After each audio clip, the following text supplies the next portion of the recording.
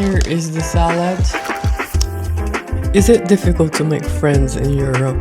I have an EU Blue Card. Why did you start your YouTube channel?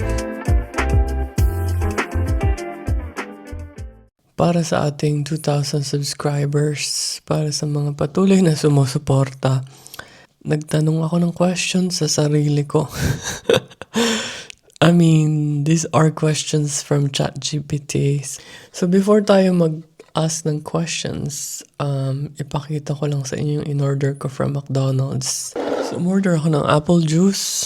For dessert, I have apple pie, croutons, Caesar dressing. Here is the salad. It's not really appetizing. It doesn't look premium.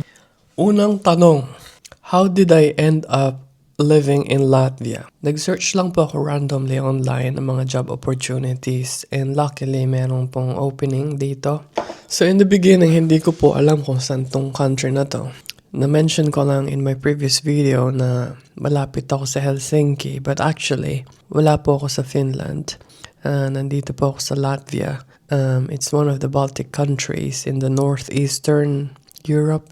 Some people say that Latvia belongs to Eastern Europe, but geographically speaking, according to the United Nations, nandito kami sa Northern Europe. So I'm really confused kung nasan ba ako.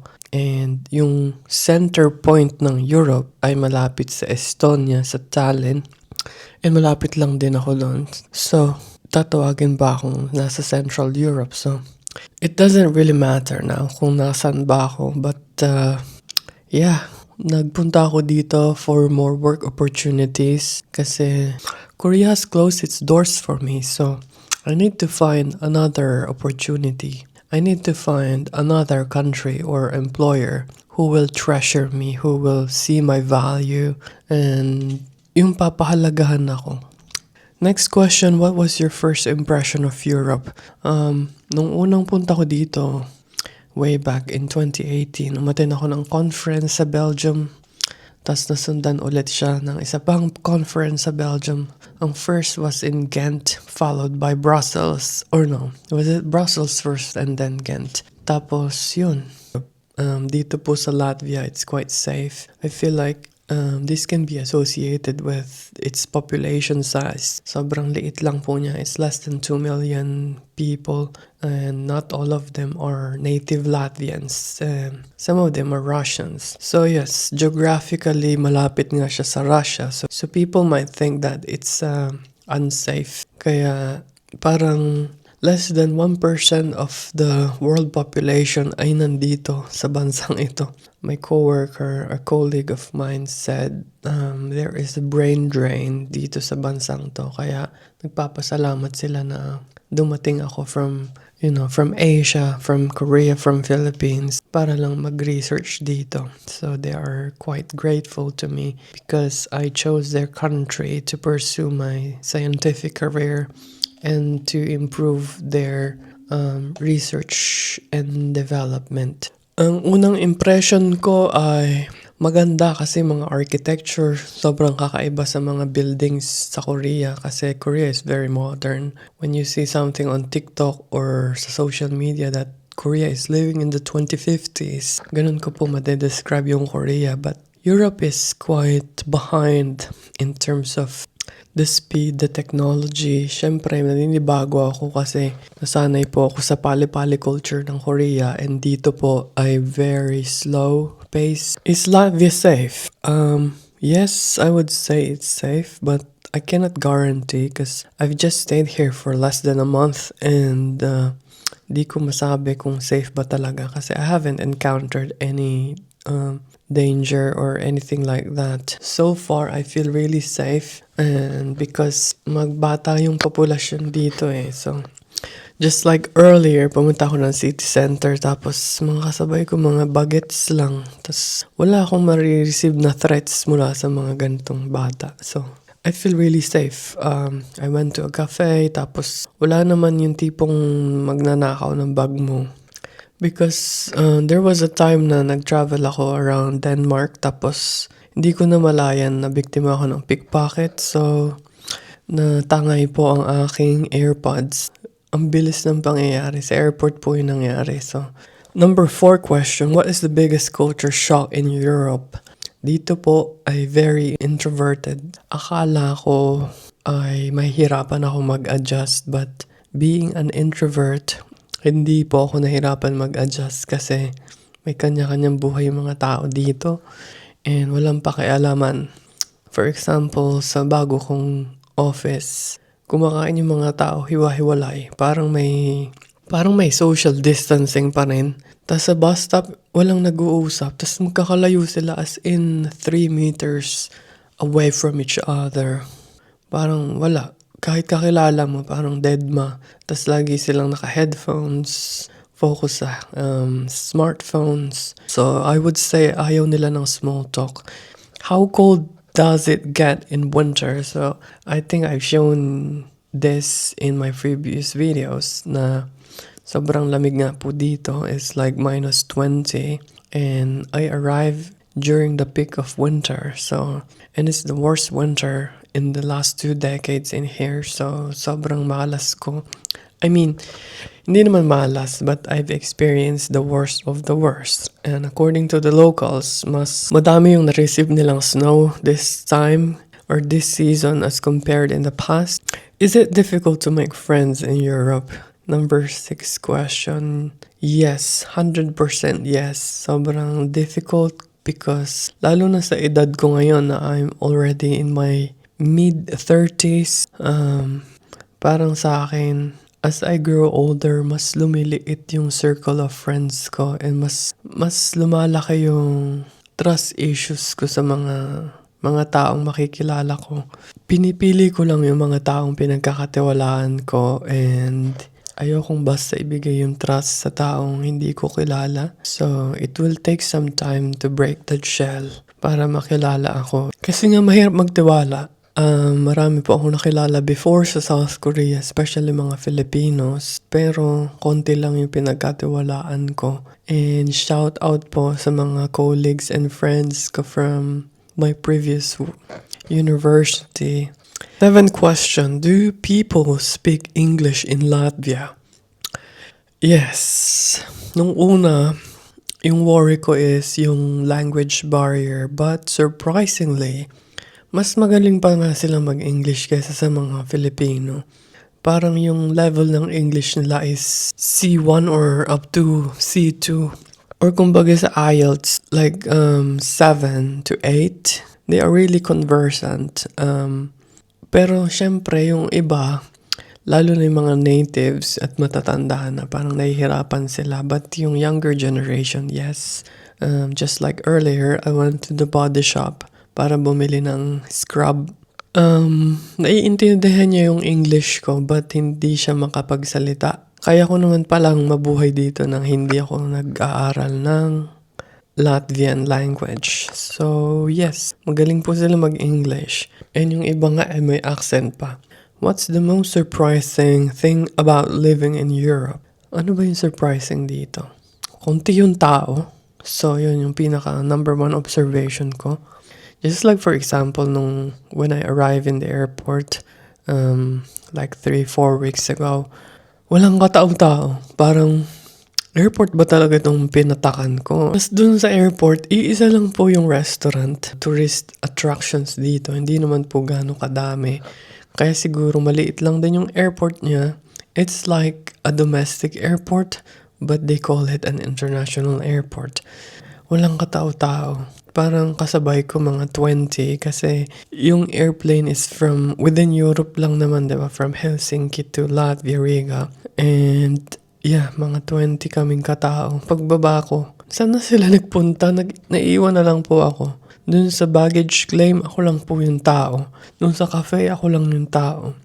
Siguro dahil din sa time na arrival ko, kaya yeah, around 9 a.m. siguro walang masyadong nagpa-fly from other countries ng ganong oras. So anyway, ano lang yung surprising sa akin. May isa pa palang surprising, yung cleanliness. Hindi ko in-expect na ganito kalinis dito, just like in Korea. Tapos yung toilet, hindi po common ang public toilets dito. So kung meron kang rush na calling, Hindi po pwede basta-basta na lang pumasok sa restaurants. Let's say for example, sa McDonald's or sa Burger King, kailangan mong umorder para ibigay sa'yo yung password kasi ipiprint po nila yung receipt. Sa baba nun, andun yung code to enter the water closet or WC. Hindi common yung public toilets dito and may bayad. One time, nagpunta pa ako ng grocery stores. Nakala ko, pag nandun ka na sa grocery, libre lang yung toilet. Ihing-ihi na ako. Hindi pa ako nagbabayad sa counter. So, ang ginawa ko, nag-withdraw pa ako ng cash kasi hindi po tumatanggap ng card payment dun sa toilet. Parang 0.2 euros or 2 cents yung kailangan. Wala akong dalang kahit anong cash kasi ang ginagamit ko po dito is Apple Pay. Tapos sa aking mobile wallet. Parang sasabog na yung pantog ko. Kahit nandun ako sa supermarket na public, mako-consider na public space, dapat free na yun, di ba? But dito may bayad po, 2 cents ang pag-ihi. At least hindi mahal pag pumupo ka. Hindi ka guys sa Pilipinas, 5 piso sa ihi, 10 piso para sa...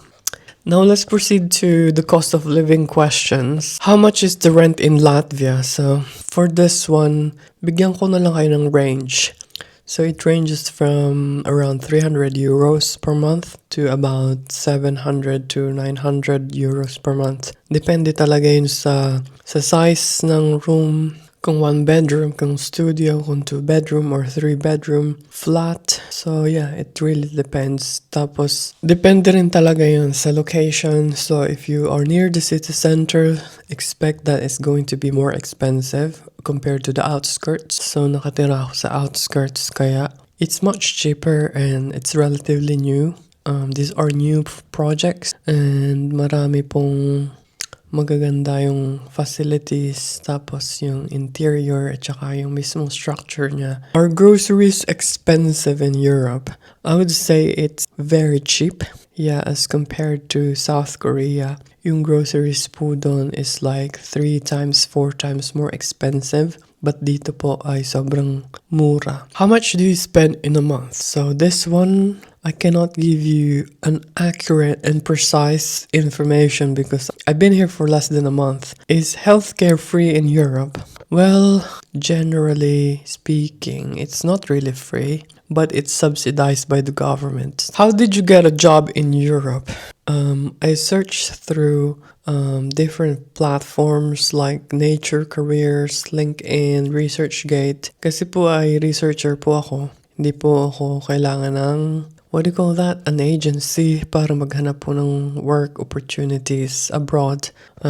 Direct hire po ako. Ibig sabihin po nun, yung OFW na walang agency directly applied to the employer, tapos gumawa lang kami ng contract and kailangan ipa-validate sa or ipa-verify rather sa Philippine Embassy. So is it hard to work in Europe as a foreigner? No, it's easier to work in here than in Korea actually kasi I feel like we are all foreigners in here. Walang separasyon base sa race, sa gender, sa nationality. Wala pong bias or walang favoritism, walang racism or xenophobia. But I would say it's much easier to work in here kasi I can communicate well with my colleagues kasi they are fluent in English. Tapos, we share the same goals and objectives. And what visa do you have? So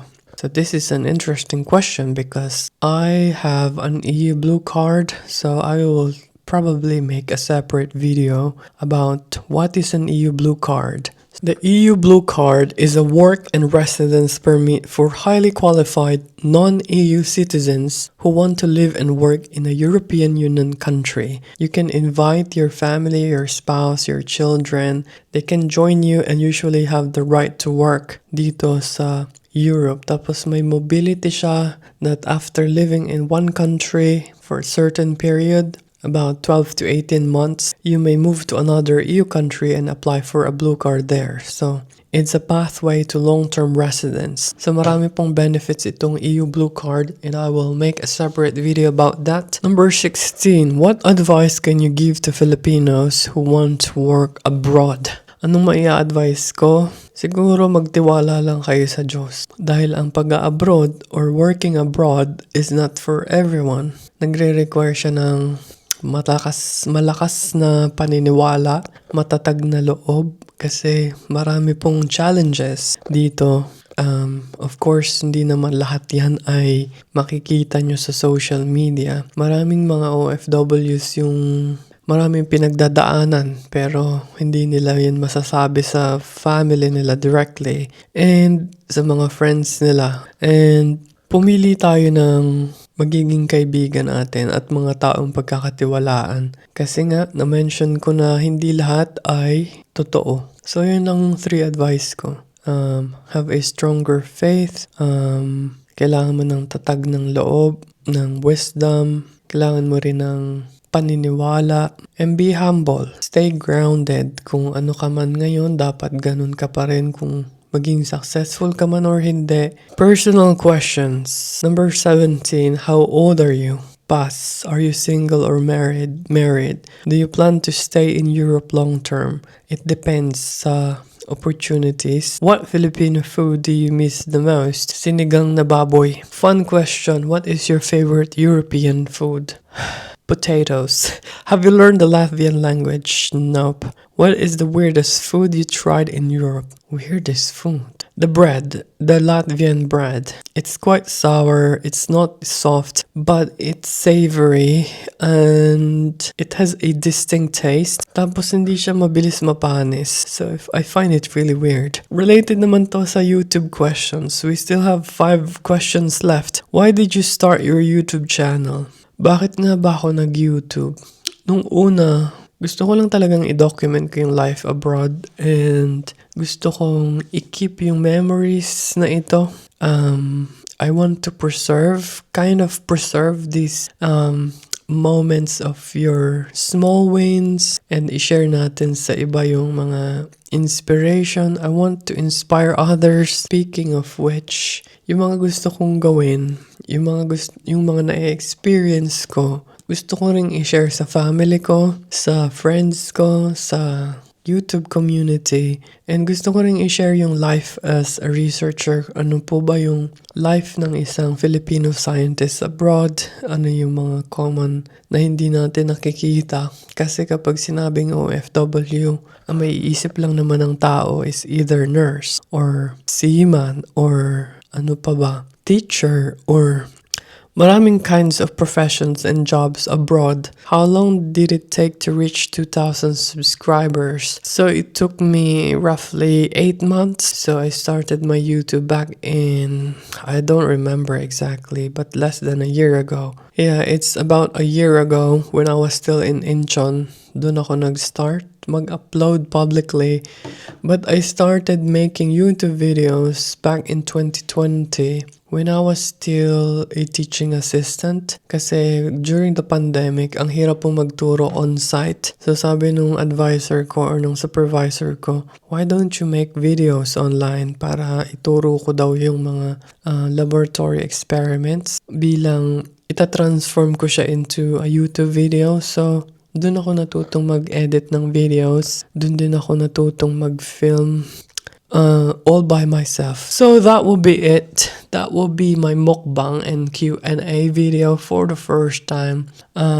Maraming salamat po to everyone na nag-support, nag-subscribe, nanonood, for helping this channel reach 2,000. Isang malaking karangalan po na magkaroon ng 2,000 subscribers because I started literally from nothing. And when I was starting, wala talagang nanonood. Until now naman wala. But masasabi ko na malayo pa po tayo sa goal. But we are growing little by little. And marami akong gustong ipagpasalamat. And samahan niyo po ako sa journey ko, sa bago kong adventure dito. Marami pa tayong i-explore. Marami pa akong gustong i-share sa inyo. Isama ko kayo sa mga travels ko, sa mga ups and downs ng buhay ko. Maraming salamat po. And sana kayo ay nasa mabuting kalagayan. So yeah, maraming salamat po and I will see you in my next video. Bye-bye.